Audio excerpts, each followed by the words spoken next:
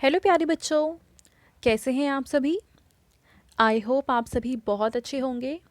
बच्चों, इस वीडियो में हम डिस्कस करेंगे मिशन बुनियाद की मैथ्स की वर्कशीट, जो कि डे 37 एंड 38 की वर्कशीट है।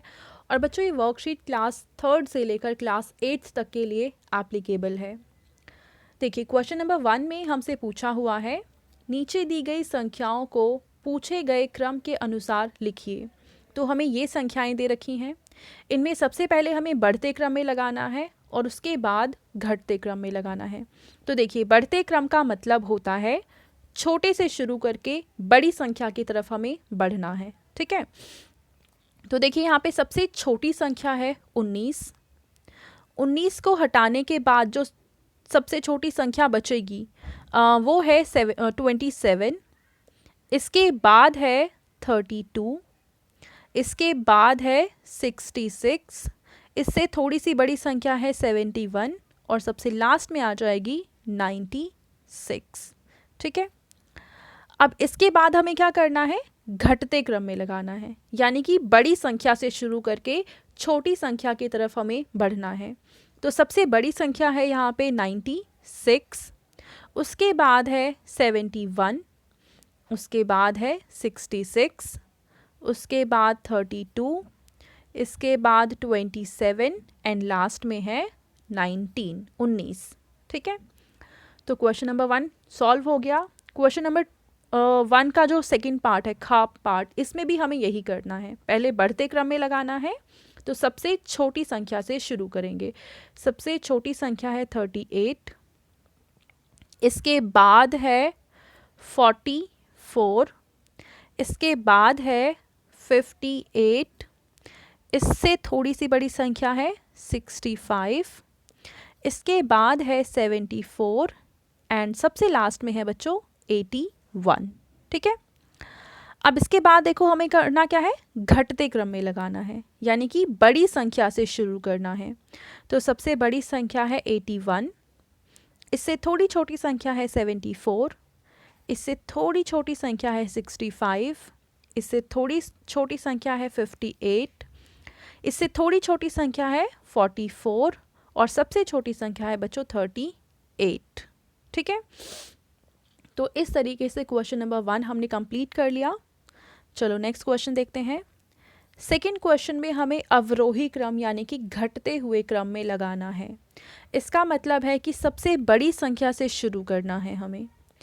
अब देखो, इस वाली लाइन में सबसे बड़ी संख्या है 9, इसके बाद 8, इसके बाद 4, उसके बाद है 3 और सबसे लास्ट में आ जाएगा 1। अगर इस लाइन में हम देखें तो सबसे बड़ी संख्या है 21, उससे थोड़ी छोटी संख्या है 18, इससे थोड़ी छोटी संख्या है 15, 15 से छोटी संख्या है 9 और 9 से छोटी संख्या है बच्चों 7। ठीक है, इस लाइन में अगर हम देखते हैं तो सबसे बड़ी संख्या है 45, इससे थोड़ी छोटी संख्या है 33, इससे थोड़ी छोटी संख्या है 25, उसके बाद आएगा 23 और सबसे लास्ट में आ जाएगा 10। और इसमें अगर हम देखें तो सबसे बड़ी संख्या है 98, उसके बाद है 84, उसके बाद है 72 और उसके बाद में है 57। ठीक है, तो क्वेश्चन नंबर 2 भी हमारा कंप्लीट हो गया। आगे हम देखते हैं। थर्ड क्वेश्चन में हमसे कहा हुआ है, नीचे दिए गए बॉक्स में सही संख्या भरें। अब सही संख्या क्या मतलब क्या है, यहाँ पे देखिए 15 में ऐसी कौन सी संख्या है जिसको हम जोड़ेंगे कि हमारा आंसर 75 आ जाए। तो वो संख्या है बच्चों 60 यानी कि 60। अब 16 में ऐसी कौन सी संख्या है जिसको जोड़ने पर आंसर आ जाएगा 79। तो वो आंसर है 63। ठीक है, अब 17 में ऐसी कौन सी संख्या है कि जिसे हम जोड़ें और आंसर आ जाए 49। तो आंसर आ जाएगा बच्चों 32। ठीक है, अब 98 में से ऐसी कौन सी संख्या है जिसको घटाएंगे कि आंसर आ जाएगा 85। तो वो संख्या है 13। अब 76 में से हमें एक ऐसी संख्या को घटाना है कि आंसर आ जाए 27, तो वो संख्या है बच्चों 49, ठीक है। अब 46 में से हमें एक ऐसी संख्या को घटाना है जिससे आंसर आ जाएगा 28, तो ये संख्या कितनी है बच्चों? तो ये संख्या है 18, ठीक है। Third question complete. अब आते हैं हम फोर्थ क्वेश्चन की तरफ। अब फोर्थ क्वेश्चन को आप ध्यान से देखिए क्योंकि एक अलग तरीके का प्रश्न है। ऐसा प्रश्न हमने पहले अभी किसी वर्कशीट में नहीं सॉल्व किया है। हमें बीच में संख्या दे रखी है 12। अब 12 को हमें जमा, घटा, गुणा, भाग चारों रूप में लिखना है। तो सबसे ऊपर देखिए घटा दे रखा है। अगर हमें 12 आंसर चाहिए तो हम क्या कर सकते हैं, 15 में से 3 को घटाएंगे तो 12 आ जाएगा। हम चाहें तो कुछ और भी लिख सकते हैं, जैसे कि 20 में से 8 घटाएंगे फिर भी 12 आएगा, ठीक है। इसके अलावा अगर हम देखें जमा के अगर रूप में हमें लिखना है तो कैसे लिखेंगे, कौन सी दो संख्याओं को हम जोड़ें कि 12 आंसर आ जाए? तो 8 में 4 जोड़ेंगे तो भी 12 आएगा, 3 और 9 को जोड़ेंगे तो भी 12 आएगा। तो ये हो गया घटा वाला और ये दोनों हो गए जमा वाले। अब हमें गुणा करके देखना है। अगर हम 6 को 2 से गुणा करेंगे तो 12 आ जाएगा, यानी ये गुणा वाला भी हल हो गया। अब भाग वाला देखते हैं। अगर 24 को 2 से भाग करेंगे तो फिर से 12 आ जाएगा। तो यही चीज़ हमें नीचे वाले प्रश्न में करनी है। संख्या है 56, तो सबसे पहले हमें क्या करना है बच्चों, सबसे ऊपर की साइड देखो घटा है तो हम घटा करते हैं।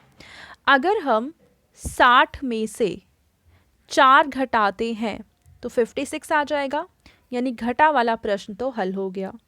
अब हमें जमा वाला प्रश्न हल करना है।